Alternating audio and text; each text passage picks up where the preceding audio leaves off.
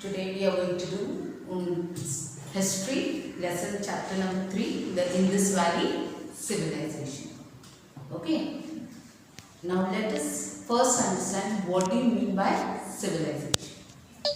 Civilization has come from the Latin word that is civis, which means a citizen or a town, which is governed by a law of a city.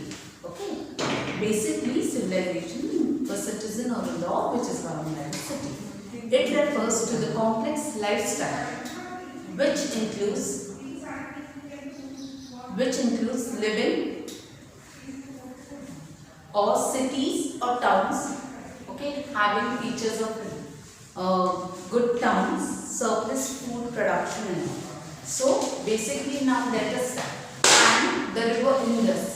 The river Indus, India is being derived from the named river Indus. Okay, so basically river Indus plays a vital role which has helped this civilization a lot, and basically they have explained each and every aspect of the Indus Valley civilization. Indus Valley civilization has another name as Harappan civilization and also known as Bronze Age. Basically bronze, the metals used during the Bronze Age was copper a lot, and copper was the first metal which was found. So it was also known as Copper Age or Copper Age civilization. Okay, now let us read chapter number 3, page number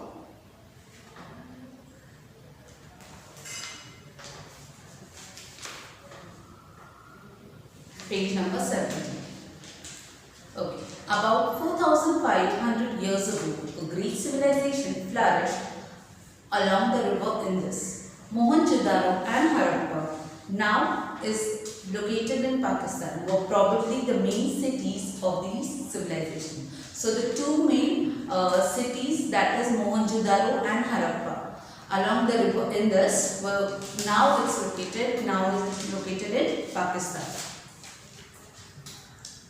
were probably the main cities of these civilizations. Among the other sites unearthed later, the Ropur in Punjab, Kalimangan in Rajasthan, and Lothal, Rampur, Dholavira and Rojali in Gujarat. Since the remains were found of these sites were similar to those found at Harappa and Mohenjo-daro, they are believed to belong to a single civilization. So they were known as single civilization and they were named as the Indus Valley civilization or the Harappan civilization. If you see into the map, you can see these places.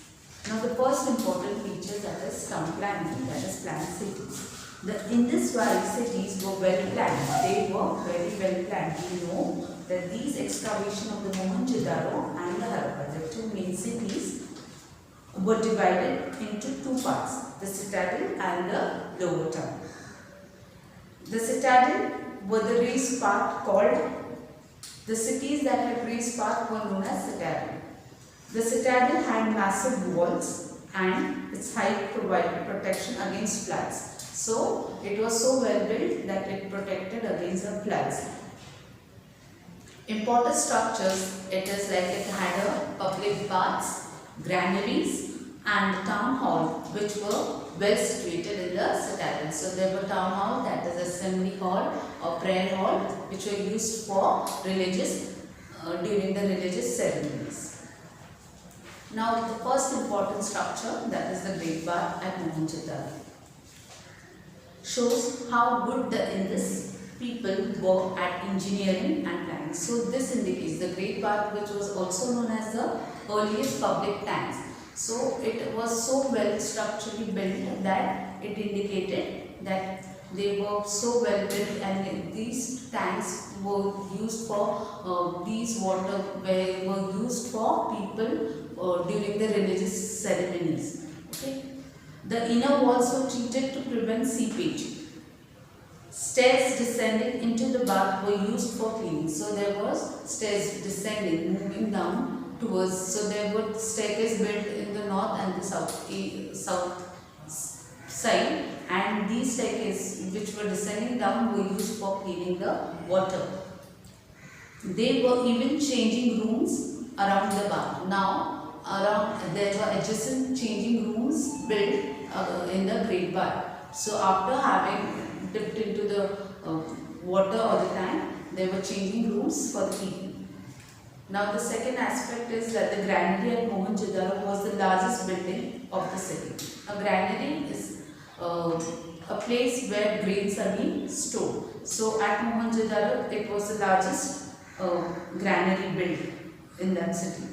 In Harappa, there were as many as 6 granaries. Near these granaries, there were circular brick platforms made by threshing grains. Threshing grains and grains found in these cracks of the threshing floors shows that the Harappans grew wheat and barley. So wheat and barley were basically their staple food. Okay, and there were large granaries built over there, and there were 6 main granaries. Mohenjo-daro had a large hall which had been used as an assembly. So these large halls which were built, and there were many rooms also built over there. So these large halls were used as an assembly hall or as a prayer hall or were used for cultural shows also. Now, the second part of the part that first is the upper part was known as citadel and the lower town. The outside this citadel was the lower town inhabited by petty merchants, craftsmen and the labourers. Labourers are the workers.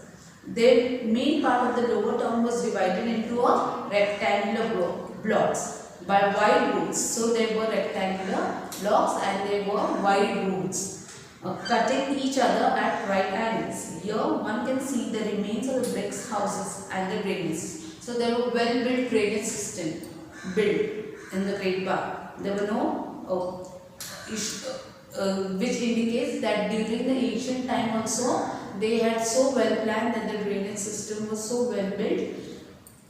Okay. The cities probably had street lights remains to the lamp post had been discovered along the roads. So there were lamp posts also along the roadsides, and there were rectangular blocks used. Houses. The houses built in the lower towns were of 1 or 2 stories. What do you mean by stories? Floors, you can say, or 1 or 2 floors high. They were made of baked bricks. They were sun-dried bricks, that is baked bricks, which makes the house stronger and well built along the narrow straight lanes. Every house had 2 or more rooms with small windows, a bathroom, a kitchen and a courtyard. And almost every house had a well. So courtyard is a place outside the house, and it had, so every houses had windows so that it will be airy, and also well-built drainage system through which bathroom and they had built kitchens, bathroom and the courtyard. And it almost every house had a well. If you see in the picture, they have shown the well, the picture of the remains of the well of the house and drains, that is about the picture shown of the Lothin in Gujarat. Now, the fourth aspect, that they had very good drainage system. The houses had very good drainage system. The kitchen and the bathrooms had drains connected to cover the main drain running outside the main room. So they have drainage system was also so well planned and executed that people, it was connected and covered to the main road running along the main road. Okay, the drains of the kitchens and the bathroom were connected to the covered main drains. Now, the life of the people. The first occupation. Occupation is basically where people. Now, due to Indus Valley, in this river, the river helped to fertile the soil so well that agriculture was very well developed over there. So agriculture, as you know, is a primary occupation. The Indus people had different occupations. So the Indus people were engaged in different occupations. They were farmers, weavers, potters, metal workers, toy makers, jewelers, stone cutters and traders. So basically these were classified into various categories, that were weavers, the farmers, basically farmers. The agriculture is the main occupation. So farmers are the main person who, as you know, that due to farming only and due to agriculture, people try to settle down in a place. Weavers, those who weave cloth. Potters, those who make pots with the help of wheel. Carts, wheel pots and pots were made. Metal workers, as you know, Bronze Age, Stone Age, all these metals have made a lot of impact. And toy makers, jewelers, stone cutters and traders. So let us each occupation, let us study about it in detail.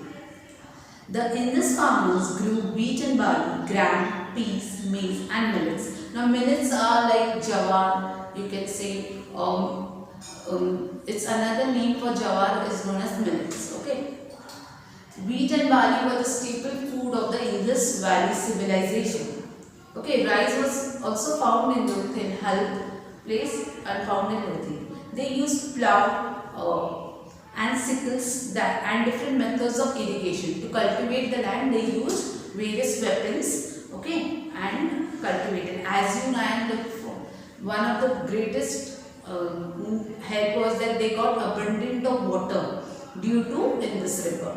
They domesticated many animals including oxen, buffaloes, goats, sheep, pigs, donkeys and camels. So these were the various animals which they domesticated on the farm. Now the second is pot making. The people were skilled in the use of the potter's wheel. Pots were made of fine clay and then glazed and decorated. So various pots were made. As you can see in the picture, there are colorful pots made and they were with fine clay. Toy making and sculpture. Making terracotta. Terracotta is a burnt clay which were used during the Indus Valley civilization to make toys. Figures of animals and statues was a major industry. A large number of playthings like miniature. Miniature means small. Miniature cards, dice, marbles, maze, quills and a toy bullock cart whose head moves at the pull of the spring have been excavated. Statues such as that of beard shawl clad man show that the artistic skill of the Indus Valley craftsman. As we knew that in the picture the beard man is having a shawl to the right hand side, and where beautiful design has been design of the shawl which shows the snow-clad man with the artistic skill. So this indicates that they were not only good in farming and pot making, but they were also good in sculpture and toy making also. The fourth occupation, that was spinning and weaving. A piece of woven cloth unearthed at Mohenjo-daro, spindles and the statues of the snow-clad man are the evidence that that the people were skilled in the art of spinning and weaving. Now spinning and weaving. So a piece of woven cloth unearthed at Mohenjo. Spindles are a thin pointed rod that is used for spinning wool thread by hand. Okay, and you can see in the picture that the design was so that they give an indication that the people in the during the Indus Valley civilization worked well in spinning and weaving. Now the next occupation, that was metal casting. The Indus Valley people produced tools and weapons of copper and bronze. The bronze, as you know, copper was the first metal used, and even in the Indus Valley was another named as Bronze Age. The bronze statues of a dancing girl. So best example you can give of a dancing girl that shows the mastery of the art of the bronze casting. So it was, if you see in the picture, there is the picture of the dancing girl they are not showing, but dancing girl was made up of bronze metal, and which indicates that metals were used. So metals were also used very well, especially the copper and the bronze. Building industries. The building industry provided employment. Employment means work to a large number of people. Brick making was an important craft. So brick making was an important craft, and many kilns, that is the large ovens, were for baking bricks who have been found. And these bricks were not more or less uniform size following a fixed standard. Uniform size means same and having a fixed standard. So it was being same and it was being used to build the walls and all. So building industries. Now seal making. Nearly 2000 types of seals were being excavated and there were inscriptions of various pictures on the seals. And these seals was an important craft. And there were 2000 types of seals being excavated. Most seals were in rectangular in shape.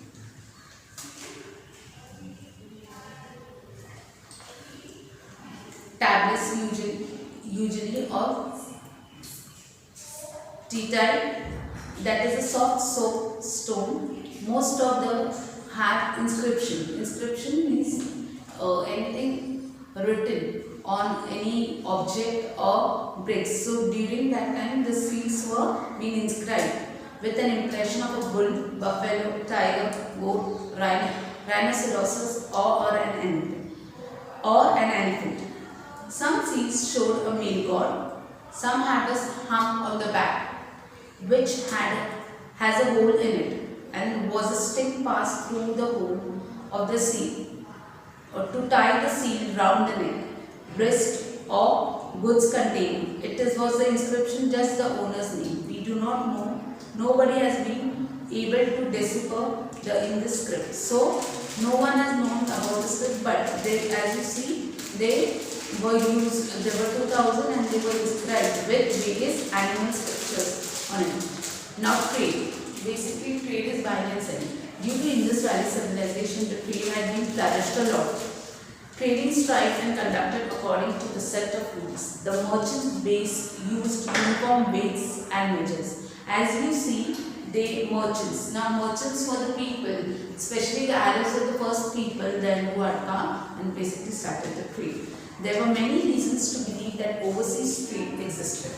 The remains of a dockyard has been found at Lothal in Gujarat. A sea depicting sea-going ship has been found. Depicting means show. Okay, the Mesopotamians record Mehul is the name used for the Indus Valley civilization. Mehula is the king name and used for the Indus Valley civilization. Mesopotamian seals have been found in the Indus cities and the Indus seals in the Mesopotamia. So, you studied that there were many reasons to believe that the trade existed during that and the trade had flourished a lot during that period of time. The best example, the remains of the dockyard we find in the Lothal in Gujarat. Okay. Now, dress and ornaments. Women wore a shawl around the shoulders and a short skirt held by the waist by a girdle. What do you mean by girdle? It's a belt or a cord worn around your waist. So you wear a belt or a cord, that is a girdle. Men wore a long, loose, unstitched garment. So men had worn a long like kaftans, open, loose, unstitched garments. Both men and women wore ornaments. So during that Indus Valley civilization, both men and women wore ornaments. Now, religious worship. The Indus Valley people worship nature in the form of animals, birds and trees. For example, the hump bull, the doe and the people tree were held sacred. A mother goddess was also worshipped. So they worshipped the male god and the mother goddess. So male god was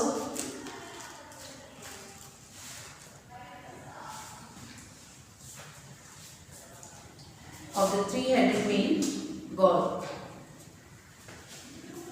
Now let us see about them in detail. Seals bearing the three-headed figure of a male god that have been found. Some of them depict means show, that the god in the yogic posture and surrounded by animals. So you can see the picture of the Pashupati seal and the mother goddess figure. Surrounded by animals. Shiva or Pashupati was worshipped today is probably a later adaptation of this male god. So the male god was Pashupati, that was Shiva or Pashupati. and there were no temple structures among the remains. So there were no temple structures which indicate remains were there. Some scholars believe that the Great Bath and Mohenjo-daro was used during the religious ceremonies. So some people believe that it was used during the religious ceremonies or any religious rituals. The Indus people believed in life after death. So they believed in life after death. They buried their dead often in huge burial urns, along with the food, ornaments and the articles used by them in their daily lives. So they were like how the pyramids, the Egyptian had built pyramid. So same way these also had kept their food, ornaments, articles, all the remain. Now what is urns? It is basically a tall rounded pot which with a stem and base, especially which is used to keep ashes of the cremated person. What do you mean by cremated person? Those whose body is being burned and it turns into ashes. So, and now the last, that is the decline of the Indus Valley civilization. The Indus Valley civilization lasted from 2500 BC to 1500 BC. Approximately. The Mohenjo-daro excavation reveals that the city was being destroyed 9 times over and over again and rebuilt the same site. So it was over and over again destroyed and it was rebuilt 9 times. So this gave a decline to the Indus Valley civilization. The exact cause of the decline is not mentioned or is not known, but it is suggested that the cities have been destroyed was by natural disaster which led to the decline of the Indus Valley civilization. So the natural disasters like earthquakes, floods or change in the course of Indus. Now basically they are given a comparisons of the River Valley civilization. So we have studied the 4 civilizations, the Mesopotamian civilization, the Indus Valley civilization, the Egyptian civilization and the Chinese civilization. So they have given a about the differentiate and the comparison, a chart. You can read it and find it out. Compare it of the previous first 2 lessons which you all have done. Now there are few structural questions and few objectives behind the textbook. On page number 22 and 23. Now in short, if you have learnt in this lesson that the cities were well planned of Mohenjo-daro and Harappa, Harappa and Mohenjo-daro had citadels. The important structures in the citadels had that was the Great Bath, the granary and the town hall. And in the lower town you will have studied that there were rows and dwelling houses. And these cities had good drainage system. Now the other thing that you learned about the occupation. So what were the basic occupation? Farming, pot making, making toys and statues, seal making, spinning and weaving, metal casting, plate making, and trade also exists and flourished a lot. The Indus Valley civilization the Indus Valley people worship nature in the form of animals, birds or trees, and they also had a male god with 3-headed, that is the Pashupati or the Shiva, and later times and a mother goddess. The Indus Valley civilization has been declined due to the natural disaster. Now you have to read the lesson well, and there will be structural questions, so you have to read and find out and underline the basic things which you think that is important and note it down. Okay, thank you children. You note down all the questions, jot down all the questions, read the questions and write all the answers in the notebook. Okay.